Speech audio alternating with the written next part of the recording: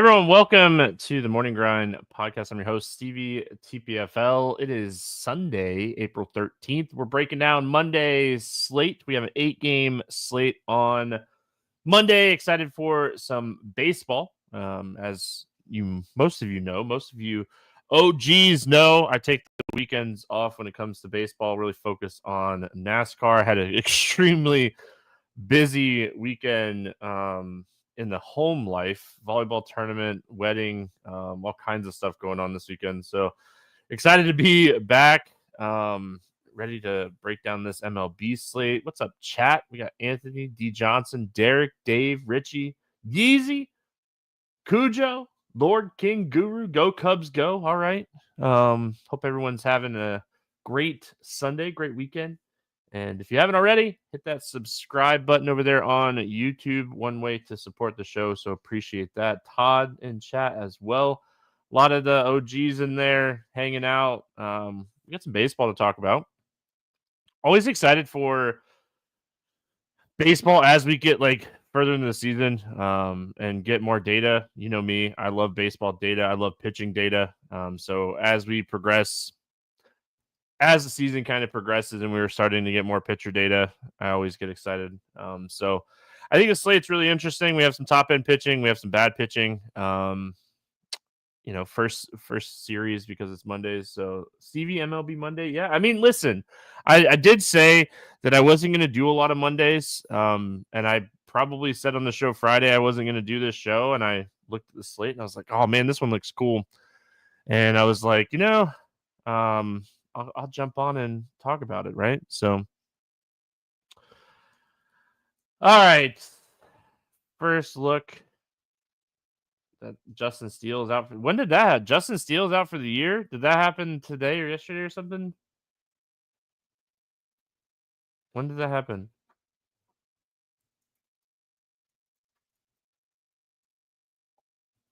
All right, I'll wait for that.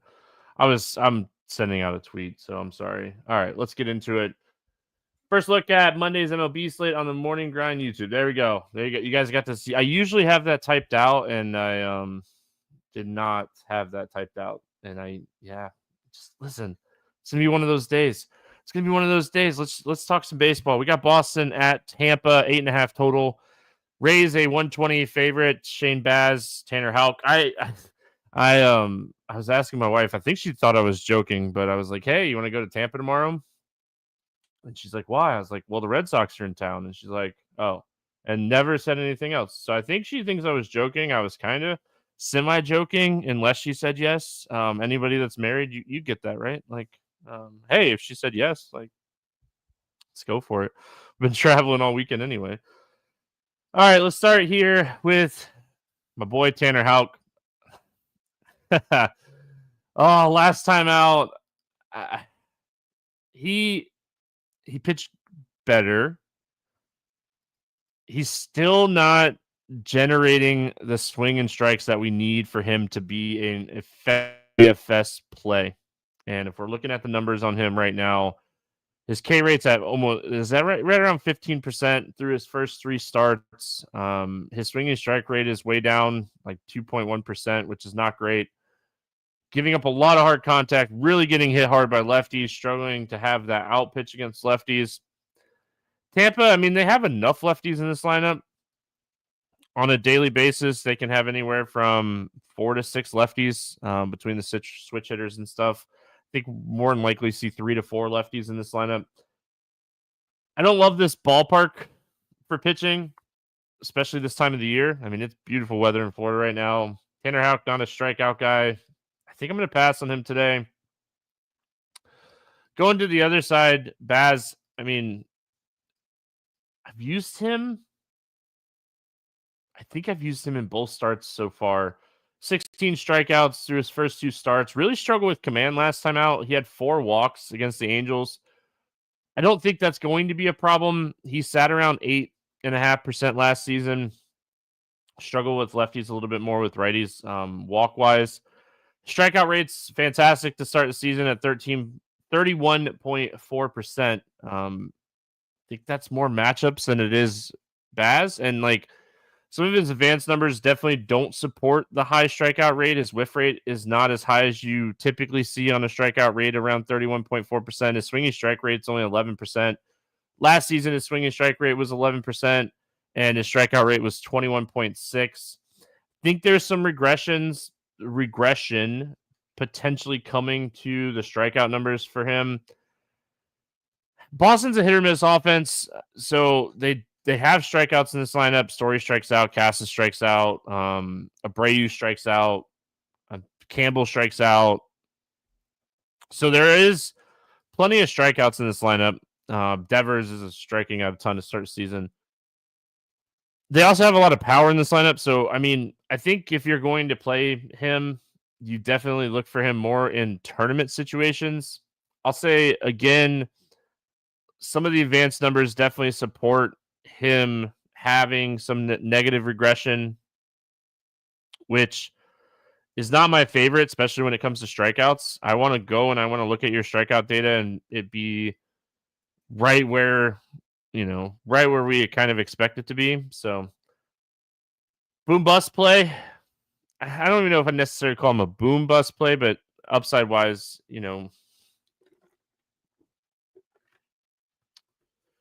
as far as the Red Sox bats, again, Devers, Bregman, Abreu, Duran, like these guys have power.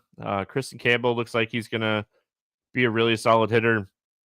I definitely prefer lefties against bats over righties. I don't know if this would be a full stack spot for me on Boston, unless I can somehow talk my wife into going to the game. So I think like for me, I'd be looking at maybe a 3-man stack if I was targeting the Red Sox here. As far as the Rays, I like the left-handed bats for the Rays here. Again, Tanner Houck definitely struggles a lot more with left-handed bats. I think this is a spot we definitely see some of these Rays hit some value. The command hasn't been great for Houck through his first 3 starts against lefties. Just doesn't really have that out pitch to start the season, which I think is very concerning. So guys like Arnanda, who started the season good, Brandon Lau, Missner, like it's the same. Those 3 lefties that I've been talking about a lot this season will be the 3 lefties that I continue to play. Mangum, he has speed upside. He doesn't strike out. He puts the ball in play a lot, and he's fast. So he's always a guy that's towards the bottom half of this lineup that we don't typically see a lot of ownership on. So I like the Tampa lefties here. Brendan Lau, probably my favorite. Kansas City at New York facing the Yankees, 8.5 total in this game. We have some higher totals in these early games. We're definitely going to see more bats from these early games too. The Yankees are 135 favorite. We got Lugo and Carrasco facing off against each other in this one. We'll start here with Seth Lugo. Tough matchup. This is definitely a strikeout matchup, but he's not a strikeout pitcher. 21.5% last season, slightly below average. This season, it just kind of seems right where he left off last year. Goes out, tries not to get blown up, pitches to contact when he needs to try to generate some ground balls. Gets hit really hard. He's gotten a little lucky to start the season, which is scary. If the weather holds off in this game, I definitely prefer the Yankees bats over Seth Lugo. So we'll see what Roth has to say when it comes to this game. But overall, probably not playing Seth Lugo here. Carlos Carrasco on the other side. I mean, Carlos Carrasco 5 years ago, sure. Carlos Carrasco now, 0 chance on playing him. I mean, he was a below average strikeout pitcher last season. He's really struggling to miss bats this season. He has a 350 ISO with a 440 WOBA through his first 3 outings this season. So getting hit pretty hard. Just gave up 3 home runs to Detroit last start. No interest here whatsoever. Big ballpark upgrade for Kansas City. And one of my favorite stacks on the slate. And this is a team that I'm going to target a lot. I think that if the weather's good here, Pasquantino, Witt, Perez, who started the season kind of slow, Massey, who started the season kind of slow, Garcia at the top half. I like Kansas City a lot. I mean, I think Carlos Carrasco is very hittable in this ballpark. It's a bump, like I said, so like them a lot, and I like the Yankees bats. Ben Rice, Aaron Judge, Bellinger, Chaz, Volpe, with the torpedo. Dominguez, like the Yankee stack, another top stack today. I think this is a game that we're going to see a lot of offensive production from. So hopefully the weather holds off in this one. Night before, I don't like to look at weather a lot the night before, but it doesn't look the best. Atlanta at Toronto. We have Holmes and Lucas. Pick'em game, 9 total. We'll start here with Grant Holmes. Grant Holmes,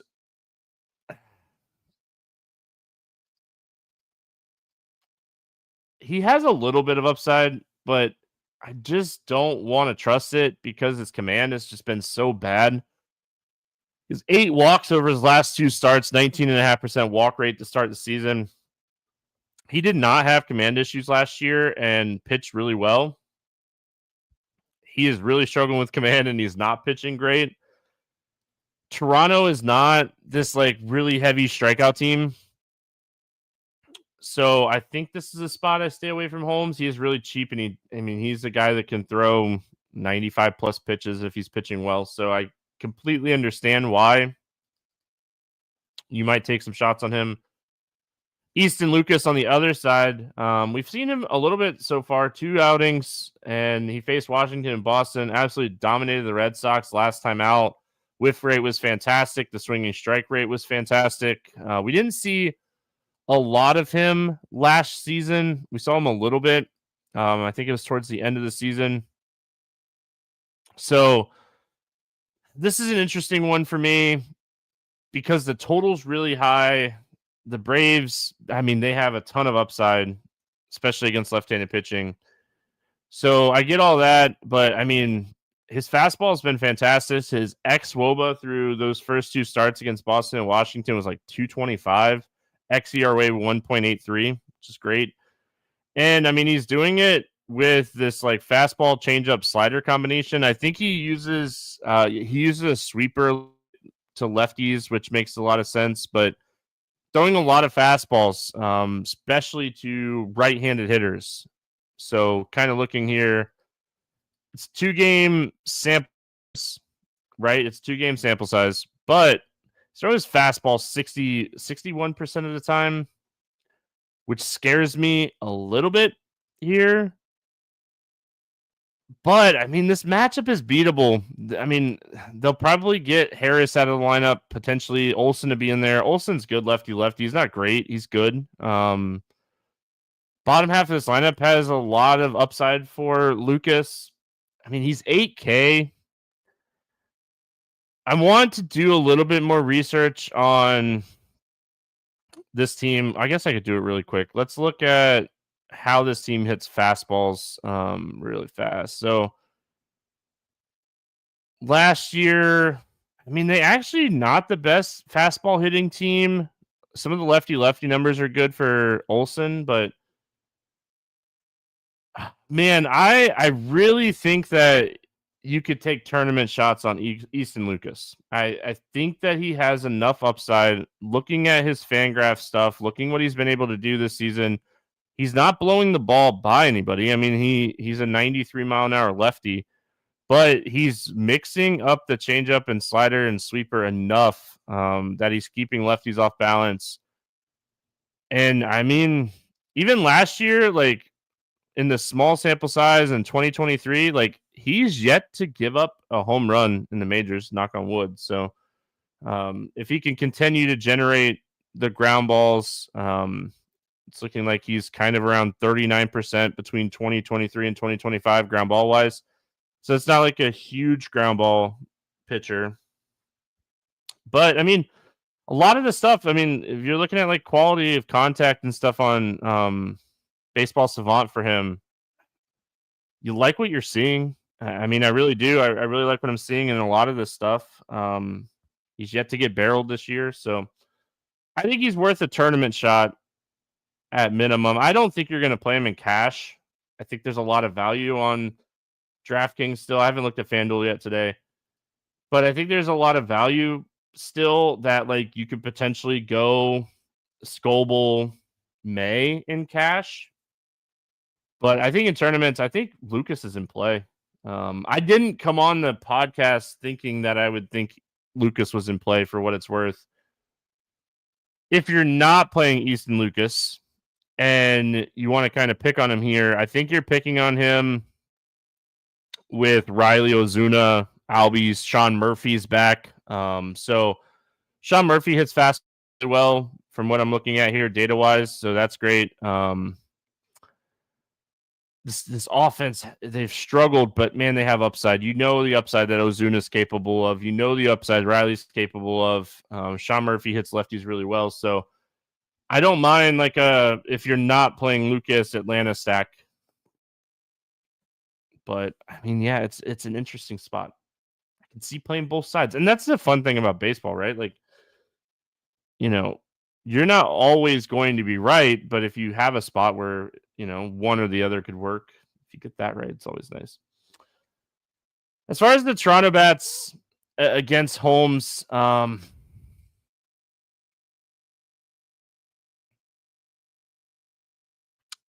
sorry, my computer froze and I didn't know if I lost you all, but I did not. So we're good.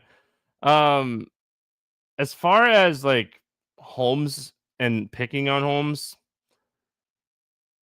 if we look back at last year, we definitely preferred lefties over righties, but he didn't get blown up.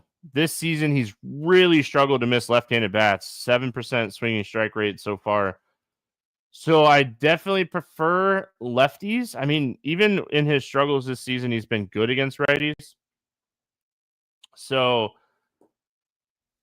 I don't know what to think of Grant Holmes yet. I don't know if I want to trust that he's good enough or not yet. I think this lineup's good enough. I mean, I'm on the fence on Holmes too. But I like Santander, Jimenez, Vlad always in play for me, even righty. Bichette, after a really good spring, has not showed up. So you look at the bottom half of this Toronto lineup and you're like, man, this bottom half is just so beatable. And Yeezy in chat saying that Springer is day-to-day, left the game Sunday. Wrist, never great, especially for a hitter. I don't know. I am going to say Toronto lefties definitely in play. Vlad definitely in play. But look at this lineup when it comes out, and maybe you take some tournament shots on Holmes here. Mets, Twins, 8 total, pick 'em game. Ryan and Holmes facing off against each other here. I'll say this. I'm so sad that we did not get the Clay Holmes game the other day because they moved it up and I wasn't able to play him. I've been playing him every slate. I really think that Clay Holmes has the potential to be a really, really strong starter. With that said, he's got to get these walks under control. That is going to be a downfall for him. He's not going to be able to pitch deep into games if he continues to struggle with these walks and this command. Do I like him today? I do. I think he's a good mid-range SP2 on DraftKings. He has strikeout stuff. We saw it from the bullpen last year, and you just kind of look at it and you're like, man, he has strikeout stuff. Yeah, it was against Miami, but Minnesota's lineup is not the best. They have strikeouts in this lineup.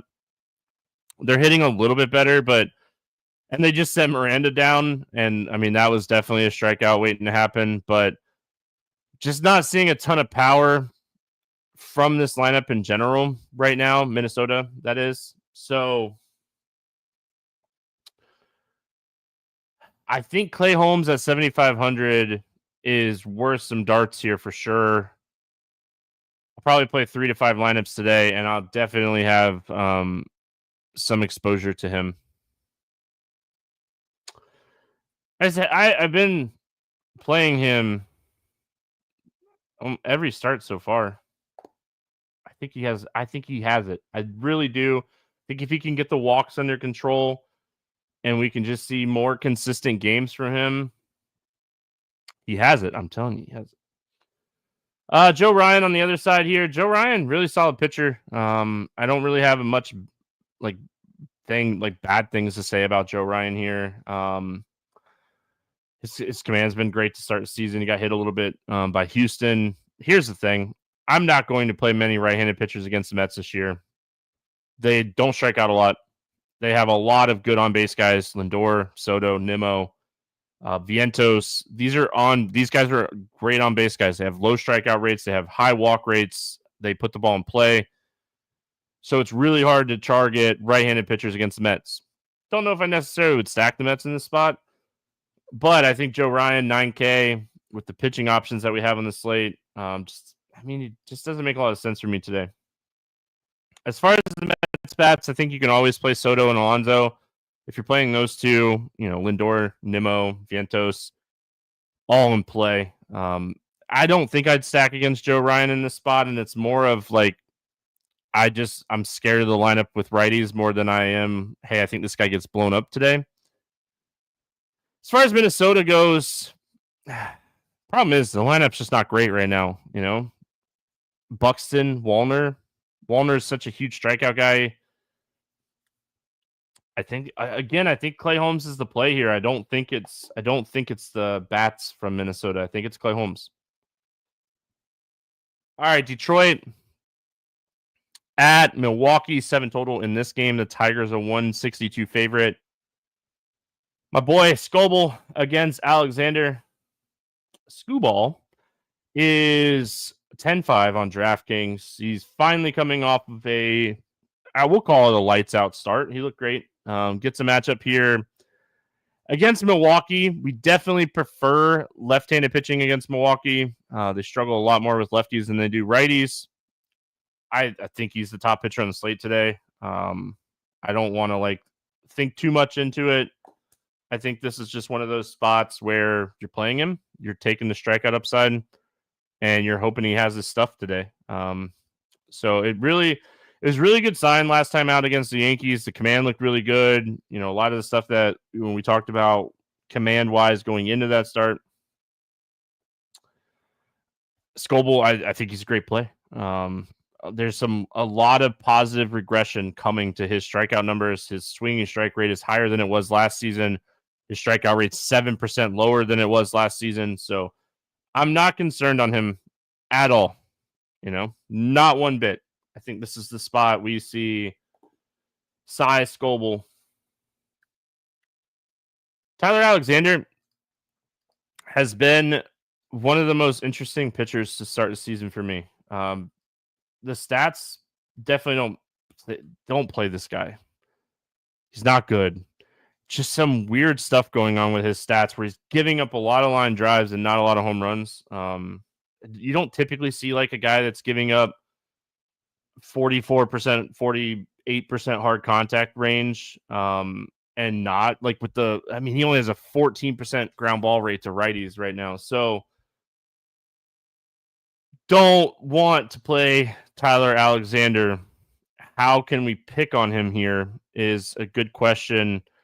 I think it starts with Torres, Torkelson, and then I don't mind the lefties in Carpenter and Green. Carpenter hits left-handed pitching well enough. Alexander's not this. He's a below-average strikeout pitcher. I love what we're seeing in the advanced stats from Tyler Alexander as far as bats. So I am going to play some Detroit, probably use them more as secondary stacks and full stacks.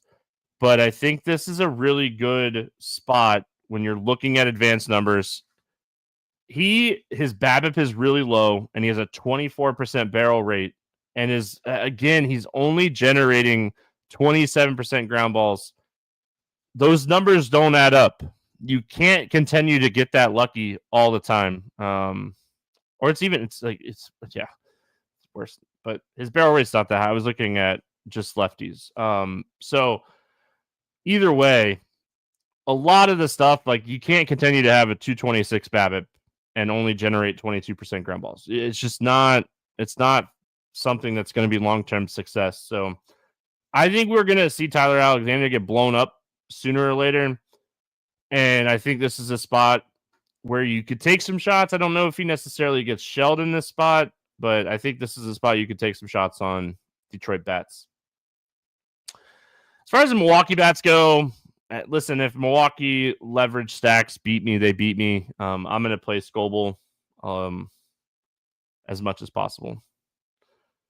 Houston, I had St. Louis, 7.5 total in this game. The Astros, a 120 favorite. Valdez against Sonny Gray. Good pitching matchup here. I don't know how much like the bats, but let's talk about Framber Valdez first. He's 8,800 on DraftKings. Walks were down last time out against Seattle and pitched like a lefty should pitch against Seattle really well. You're always worried a little bit about command when it comes to Framber. He has a little bit more strikeout upside, but he doesn't typically get blown up. He's such a good ground ball pitcher. Looking at like some of the numbers since the beginning of last season, they don't have a true fly ball hitter in this lineup. Maybe Jordan Walker. I think this is a really good spot for Valdez. He's 8,800. I don't see him getting blown up. I think there's plenty of strikeout upside in this lineup. I don't think they're going to be able to get all the lefties out, which is just a huge bump to Valdez as well. I know this year it hasn't been, but if we look at past history, Valdez is a lead against lefties, so I'm not concerned at all about the numbers from lefties this year. I like Valdez a lot today. I think it's a great spot for him. And I mean, I think Sonny Gray's in play. I know he hasn't had like this like lights out start to start the season, but this is a very beatable offense right now. I know they hit some home runs. I saw they hit some home runs on Sunday, but I mean, if we look at this lineup, Sonny Gray still has a 30% K rate. His swinging strike rate, his whiff rate back up that strikeout rate since the start of last season. So, I mean, this isn't your typical Astros lineup. It's a broken record. I know. They're so right-handed heavy. Last season, Sonny Gray, 32% Ks, 5% walks, 260 WOBA, 140 ISO, 14% swinging strikes, and a 29.5% whiff rate against righties. He's very good against righties. It's a very right-handed heavy lineup. I said we have bats, we have pitching. It's another one of those pitchers we're going to take shots on. With Gray, I didn't think about this earlier, but with Gray and Valdez in this range, I don't see Lucas and Clay Holmes getting a ton of ownership. So I think they're excellent tournament pivots. But I think Valdez and Sonny Gray are really good plays today, too. Bats. I mean, Yordan Alvarez, again, righty-lefty matchup, sure. I guess. I mean, like, you hear it in my voice. I don't feel great about it by any means. I don't like the bats in this game. This game has a low total, I feel like, for a reason. So, yeah, I don't love this game. This isn't my favorite game for bats. I mean, on the St. Louis side against Valdez, I guess you could say you could take some shots on maybe like Contreras. Jordan Walker hits the ball up in the air. I'd assume Lucan Baker is in the lineup. Wynn has some speed, so maybe those guys. But overall, I mean, Valdez is not a guy you typically target. He's a good ground ball pitcher. I think this is a stay away bats game for me. Both pitchers in play. Cubs, Padres. I did see that too. Derek with the clutch win on the IL. I saw that and I still said his name. I was like, in my head, I was like trying to reel off the righties in this lineup, and I even saw the win IL thing, and I still said his name. Derek, always on the Cardinals stuff, always keeping it real in chat. 7.5 total in this Cubs-Padres game. Padres a 166 favorite. Tyon against Dylan Cease. Dylan Cease can't pitch against the Athletics. He just, like how teams just have your number. It just feels like the Athletics have his number. It's really scary to think about. Oh, I guess I should start on the other side. I'm sorry. I just kind of skipped over Jamison Tyon. Maybe that's probably for the best that I skipped over Jamison Tyon.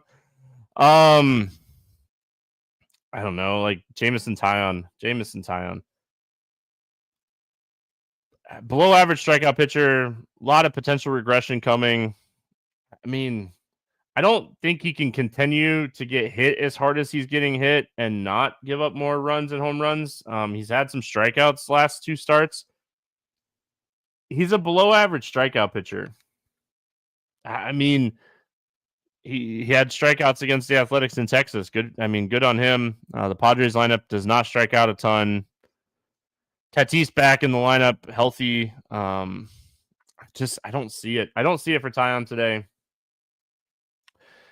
Let's talk Dylan Cease. Absolutely hammered against the Athletics last time out. I think he tied a career high with 9 earned runs, and it just felt bad for the guy. They just let him he just kept going out there and like pitching and just kept getting hit, and it was hard to watch. He was struggling big time in that game, and they just let him go out there and kept going. I feel like if I have one of my studs like Dylan Cease just having a day like that, I'm getting him out in the second or third inning and just going to the bullpen and letting it happen. But Dylan Cease, I mean, he is a fantastic strikeout pitcher. I hated. I watched a good amount of that game the other night against the Athletics. I think I was sitting here and I was either doing right after the podcast, doing some editing and stuff, and just watching. And he was getting shelled. He had no stuff. The Cubs lineup has upside. I don't think I want to play Cease today. More because like Scoble, Valdez, Gray, Lucas. We'll talk about Dustin May here in a minute. Dustin May's price is a little issue, but we'll talk about Dustin May in a minute. I don't think I get to a lot of Cease, if any, Dylan Cease today. I think Chicago is stackable. Michael Busch, when he hits like this, like he's hitting the ball right now, when he hits like this, he is a really strong power hitter. We see him hitting streaks like this, right? I don't know what the Cubs did on Sunday, but I know they put up a ton of runs on Saturday. PCA has speed. I think this is just one of those spots when you're looking at the Cubs, you're like stack or fade. I don't think you're one off in this team. I think it's a stack or fade spot against Cease.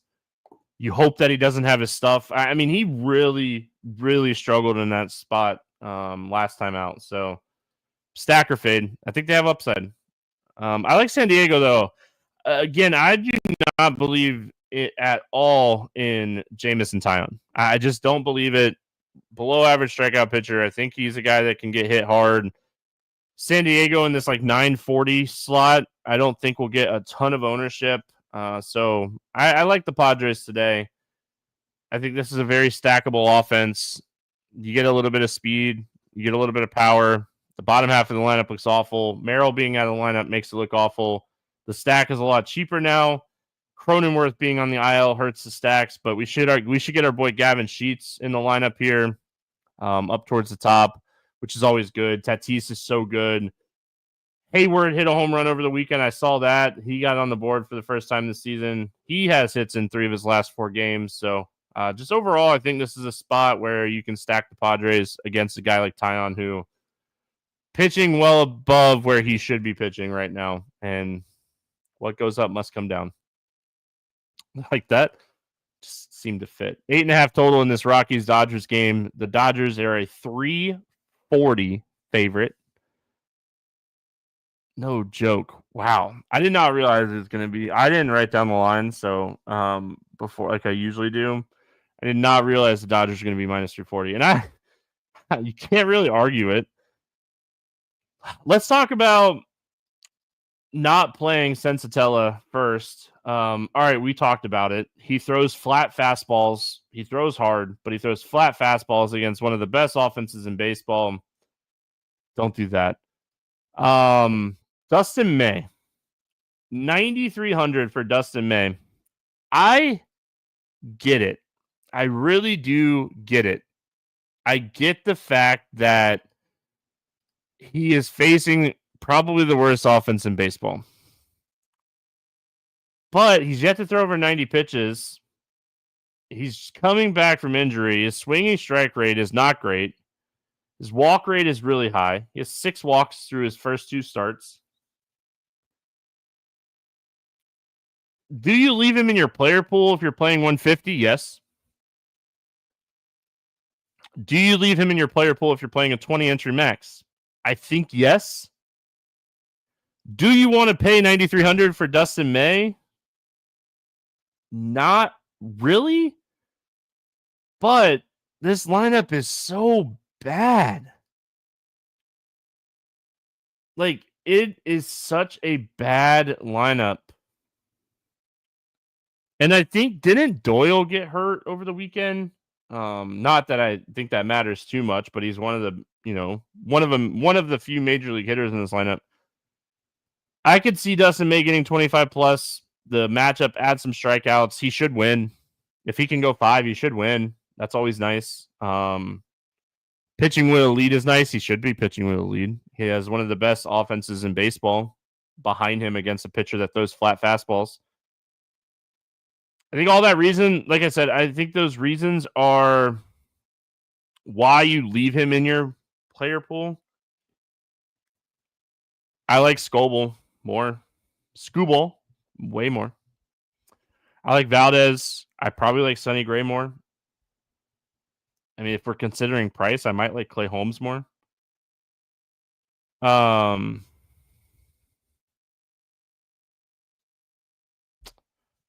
I mean, I'm not playing any Rockies against him. It's the price. And that's good, right? Like if Dustin May was 8K against the Rockies, he would be extremely popular. I think he still gets some ownership. He should. At the end of the day, he should. It's just more of like Dustin May isn't like this huge strikeout guy, but he could pitch really efficient, win the game, go 6, get a quality start, and just be there. And I mean, I think he's in play. I think I'll make like a final decision on if I play him in like 3 entry max or not. I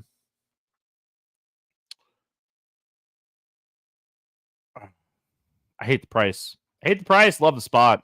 We're going to pick on the Rockies a lot this year. We really are going to pick on the Rockies a lot this year. As far as the Dodgers bats, they're one of the top stacks on the slate. They're right up there with the Yankees for me. This is an excellent spot. Sensatella throws flat fastballs. I mean, I can't preach that enough. This is one of those guys that anytime he's on the hill, you stack against. He's going to have games where he pitches well. He has command issues. This is if you can make them fit, stack them up type of spot for the Dodgers. They're really expensive. If Paez is in there, you get some value at 2,700. Kiki Hernandez potentially playing over Freeman to be cheaper in your stack. Muncy would be popular on the slate. They're in a great spot. Ohtani over Betts for me, probably in this spot. And don't forget about I feel like a lot of people forget about like Hernandez and Edman in their stacks. So don't forget about those guys. But I like the Dodgers a lot in the spot. I think it's crazy to stack the Dodgers without Betts and Ohtani, like both of them. But I mean, you could stack the Dodgers without Betts and Ohtani here and have a really good like pitching with it. It is kind of crazy to stack the Dodgers without their 2 best hitters. Best hitter in baseball, Ohtani. I said it. Come at me. That's fine. All right. Morning grind game. And then I'm going to go get some sleep. This is a fun slate.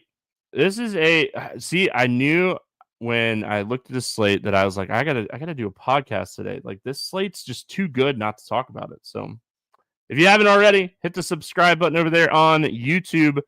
Trying to get to 2,000 subs on YouTube. I appreciate everyone that has subscribed. If you haven't already, hit it. Tell your friends and family to hit it. We're trying to bump those numbers up. Send it to your friends that play fantasy. Tell them to come hang out with us. Tell them I wear cool hats. I do sometimes. All right. Morning grind game. I think I delayed enough to pull pricing up. Under 8K to get 6 or more strikeouts today. Man, I got to go with my guy. I got to go Clay Holmes. Shouldn't shock anybody. I put my phone in the way of the questions, and I've had the same game for years, and I still forget. Over 8K to score under 15. Who's my bust today? I hate to say, I got to go Joe Ryan.